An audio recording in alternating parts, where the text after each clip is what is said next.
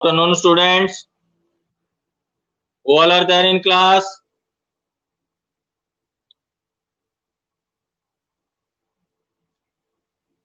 Ram, Divan, Manish, Rishabh, Tanisha, Devesh, Tania. Okay. Bhavik.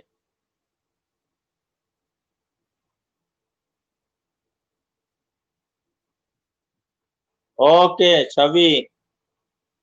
आज हम करेंगे ज्योग्राफी का last chapter human resources. Page number 62 निकालो. Page number 62 human resources. Page number 62 human resources.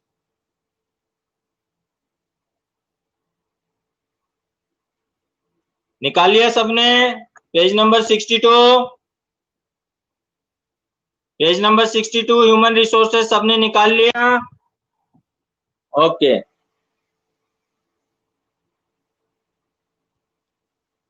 People are a nation's greatest resource. Nature's bounty becomes significant only when people find it useful.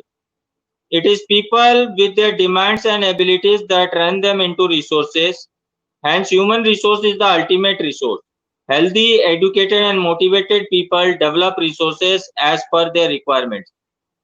किसी भी country का development या उसके economy का development होना उस country के लोगों पे डिपेंड करता है. उस कंट्री पे लोगों पे डिपेंड करता है. जिस देश के लोग जितने एडुकेटेड होंगे, जिस कंट्री के लोग जितने हेल्दी होंगे, वो उतने सक्सेसफुल होंगे, वो अपने कंट्री को उतना ही ज्यादा डेवलप करेंगे. पेज नंबर 62 वो अपने कंट्री को उतना ही ज्यादा डेवलप करेंगे.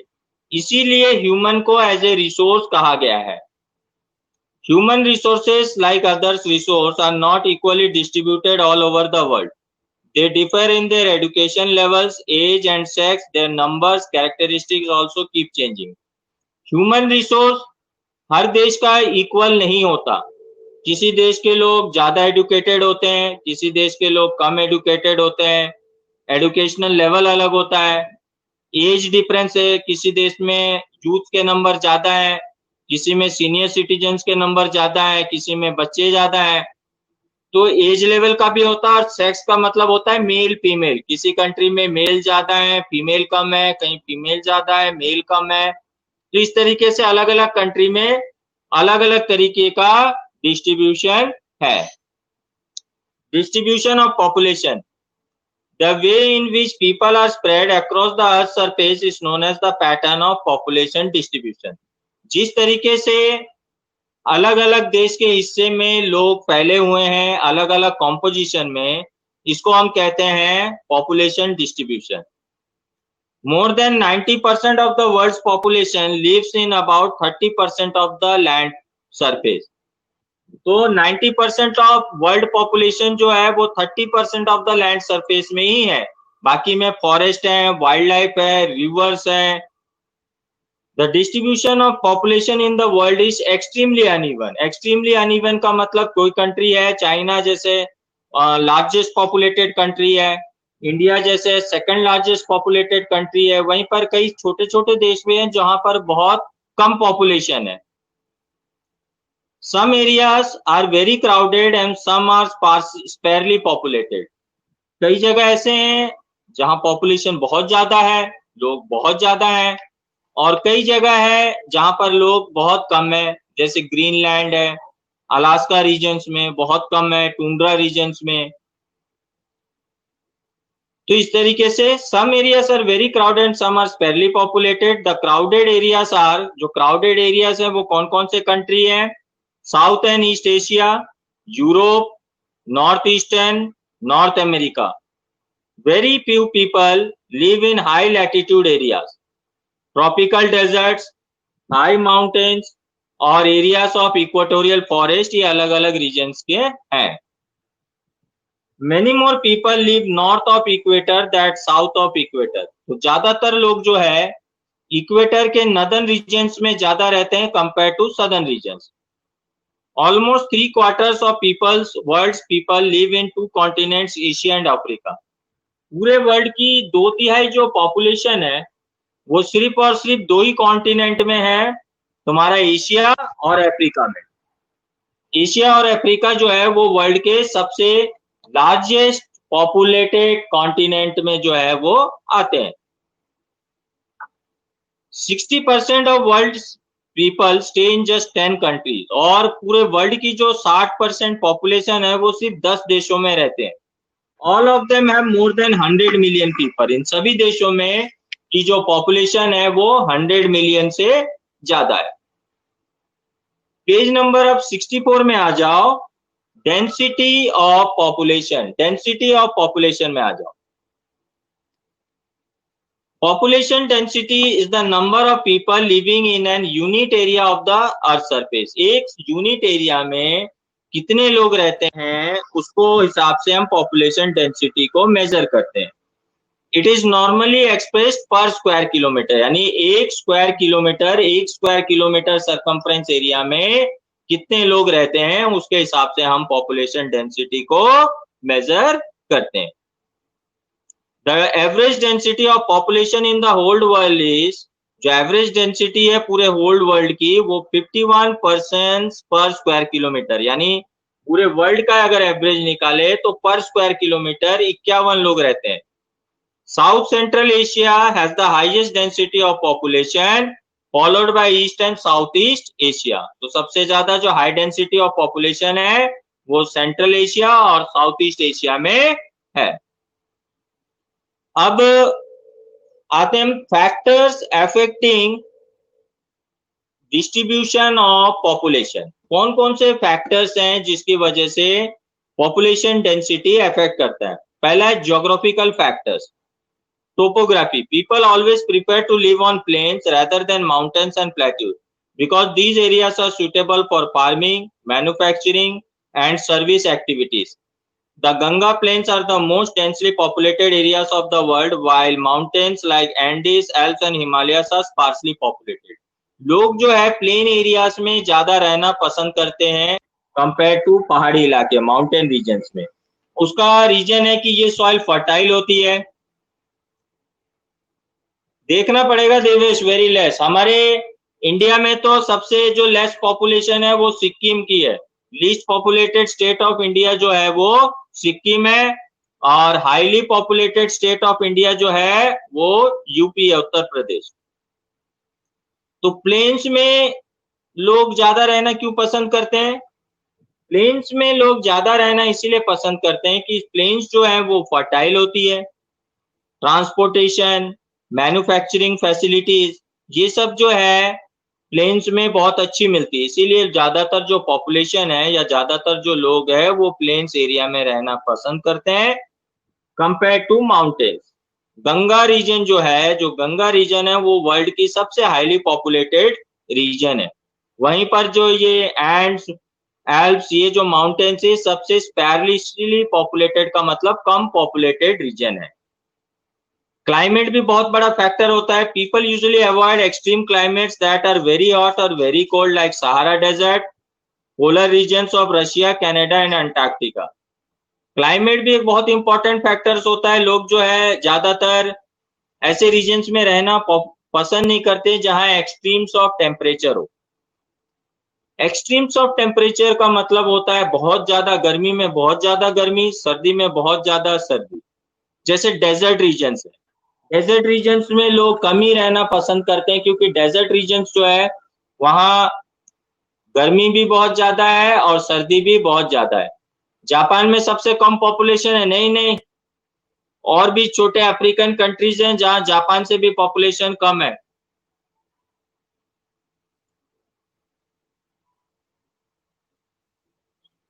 फिर आते हैं सॉइल.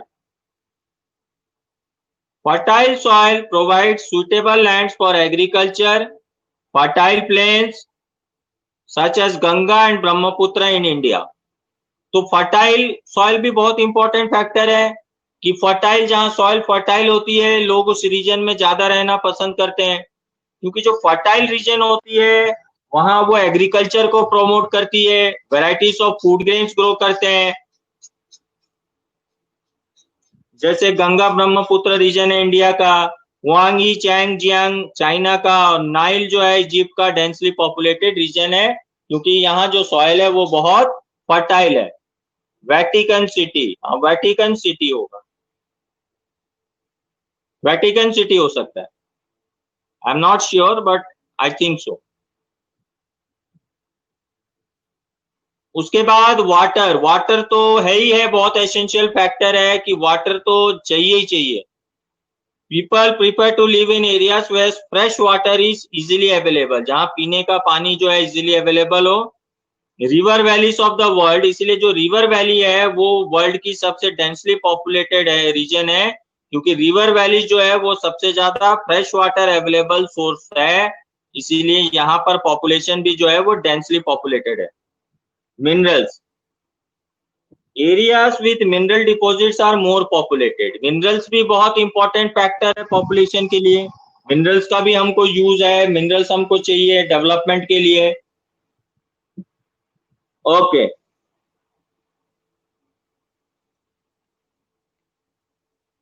मिनरल्स डिपॉजिट्स जहां ज्यादा मिलते हैं वो एरियाज भी बहुत ज्यादा पॉपुलेटेड होते हैं। जैसे साउथ अफ्रीका में diamond mines of South Africa and discovery of oil in the Middle East leads to settling of people in this area. South Africa regions में पहले पॉपुलेशन कम थी, जैसे जैसे डायमंड माइंस यहाँ निकले पॉपुलेशन भी ज्यादा हो गई, प्लस इस एरिया का डेवलपमेंट भी बहुत हो गया। मिडिल ईस्ट जैसे सऊदी अरेबिया, कुवैत, ये दुनिया के रिच मोस्ट कंट्रीज में इनका नाम आता है। अब अगर हम इनके लोकेशन देखें तो वहां ना एग्रीकल्चर है, ना ग्रीनरी है, कुछ भी नहीं है, यहाँ तक कि फ्रेश वाटर सोर्स भी नहीं है, लेकिन फिर भी ये कंट्रीज डेवलप्ड कंट्रीज है। क्यों? क्योंकि इनके पास में पेट्रोलियम है, इनके पास में क्रूड ऑयल है, जिसको हम लिक्विड गोल्ड कहते हैं। इससे इतना पैसा जनरेट होता है कि इन्होंने बाकी सारे फैसिलिटीज को इस पैसे से अवेलेबल कर लिया है। अब जैसे तुम्हारे इन्होंने जो है यहाँ तक कि समंदर का खारा पानी को भी इन्होंने जो है नमक निकाल कर पीने के योग्य बना लिया है, क्योंकि इनके पास पीने के पानी के और दूसरे सोर्स नहीं है। तो इसलिए जो है ये कंट्रीज बहुत ज्यादा सिर्फ इस पावर के ऊपर में बहुत ज्यादा डेवलप हो गया कि उनके पास में लिक्विड गोल्ड का मनी है।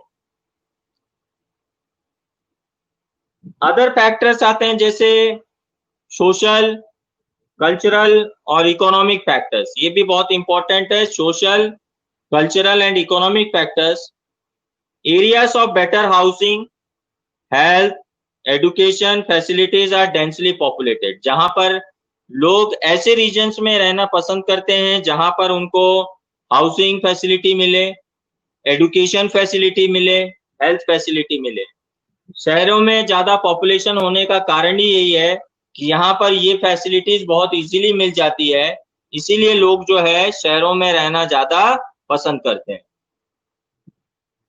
कल्चरल प्लेसेस विद रिलीजियन और कल्चरल सिग्निफिकेंस, लोग धार्मिक जगहों पर भी रहना ज्यादा पसंद करते हैं, जैसे वाराणसी, बनारस हिंदू मान्यता से एक बहुत तीर्थ स्थल है, तो हिंदू धर्म के लोग बहुत ज्यादा यहाँ वाराणसी में। यरूशलेम और वेटिकन सिटी, जहां पर क्रिश्चियंस लोग बहुत ज्यादा है। इकोनॉमिक एरियाज में, जहां इंडस्ट्रियल एरियाज, लोगों को जॉब अपॉर्चुनिटीज मिलती है, तो ऐसे जगह पर भी लोग ज्यादा रहना पसंद करते हैं जहां पर इंडस्ट्रीज बहुत ज्यादा हो, जहां उनको अच्छे जॉब अपॉर्चुनिटीज मिले, अच्छे बिजनेस अपॉर्चुनिटीज मिले। जैसे कि large numbers of people are attracted to this areas, जैसे जापान का ओसाका जो इंडस्ट्रियली डेवलप्ड सिटी है, उसी तरह इंडिया का मुंबई है, जहां पर बहुत ज्यादा पॉपुलेशन है, क्योंकि यहाँ बहुत ज्यादा इंडस्ट्रियलाइजेशन है, तो लोग जॉब के 2 पैसे ज्यादा कमाने की चाह में जो है ऐसी जगहों पर ज्यादा सेटल होते हैं। अब हम आते हैं पॉपुलेशन चेंज। किसी भी एरिया का जो पॉपुलेशन होता है वो फिक्स नहीं होता, चेंज होता रहता है। कई सारे फैक्टर्स होते हैं उसके चेंज होने के, जैसे बर्थ फैक्टर, डेथ फैक्टर, या माइग्रेशन यानी movement of people from one region to another. हाँ तनिषा, क्या हुआ? भूख लग रही है क्या तेरे को? बताशी खानी है? हैं? नहीं, मेरे को खानी है। खानी है? कोरोना हो जाएगा। बाहर गंदी गंदी पताशी खाओगे खुले के, कोरोना हो जाएगा। घर पे ही खाओ, घर पे ही बनाओ, आराम से घर पे ही खाओ। हम्म।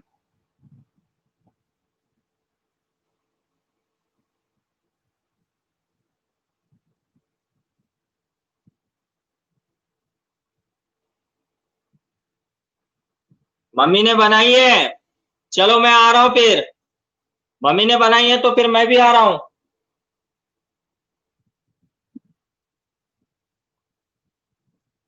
क्लास के बाद सीधा तुम्हारे घर पहुंच रहा हूँ। हाँ, सीधा क्लास खत्म करते ही देखना डोरबेल बजेगा और देखना मैं पहुंच गया तेरे घर पे। ओके। तो population change refers to change in the number of people during a specific time. एक स्पेसिफिक टाइम में एक पर्टिकुलर एरिया के जो लोग बाग चेंज होते हैं उसको हम कहते हैं population change. The world population has not been stable. जो वर्ल्ड की पूरी पॉपुलेशन है वो स्टेबल नहीं है, ये बढ़ती भी रहती है और घटती भी रहती है। This is actually due to changes in the number of birth and death. Birth और डेथ फैक्टर की वजह से जो है पॉपुलेशन चेंज होते रहता है। एक सर्वे के अनुसार एक सर्वे के अनुसार इंडिया में हर 1 मिनट पे 48 बच्चों का जन्म होता है। इंडिया में हर 1 मिनट पे 48 बच्चों का जन्म होता है। डेथ रेट का मेरे को पता नहीं है, तो इसीलिए अब ऑटोमेटिकली पॉपुलेशन इफेक्ट होगा ही। जैसे जैसे बर्थ रेट डेथ रेट का जो होगा प्लस माइनस फैक्टर होगा, तो उसके हिसाब से पॉपुलेशन चेंज होती ही रहेगी। For an extremely long period of time, until the 1800s, the world population grew steadily but slowly. Large number of babies were born, but they died too early. There was no proper health facilities. Sufficient food was not available for all the people. Farmers were not able to produce enough to meet the food production of all the people. As a result, the total increase in population was very low. 1800s में जो population increase का growth था वो बहुत ही कम था, very low. Very low क्यों था? कि उस समय प्रॉपर हेल्थ फैसिलिटीज नहीं थी, farmers proper food crops grow नहीं कर पा रहे थे, जिसकी वजह से जो है उस समय बहुत ज्यादा बर्थ भी हुए और बहुत ज्यादा डेथ भी हुए। In 1804, the world's population reached 1 billion. 155 years later, in 1959, the world's population reached 3 billion. This is often called population explosion. इस टाइम में पॉपुलेशन बहुत ज्यादा बढ़ी और इस पीरियड को जो है हम पॉपुलेशन एक्सप्लोजन भी कहते हैं। In 1999, 40 years later, the population doubled to 6 million. 1999 में 40 साल बाद पॉपुलेशन जो है लगभग डबल हो गई, 6 मिलियन हो गई वर्ल्ड की पॉपुलेशन।